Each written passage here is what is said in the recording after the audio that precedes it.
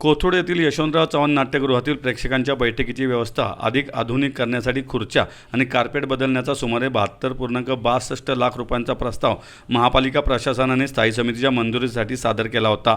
या प्रस्तावाला मान्यता दिल्याचे स्थायी समितीचे अध्यक्ष श्रीनाथ भिमाले यांनी सांगितले।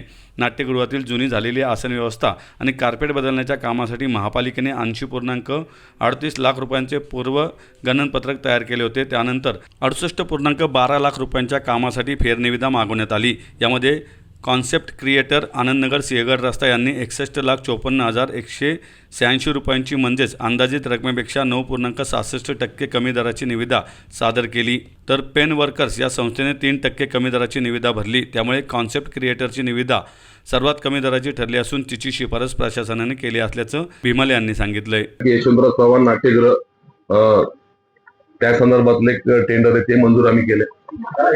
काय आता काय केलं? आपल्या विविध खुर्च्या कार्पेट जे आहे ते टेंडर मध्ये ते आहे ना, ते आहे यशवंतराव परवा बाळासाहेब ठाकरे झालं होतं, हे यशवंतराव ह्याच्यातलं आहे।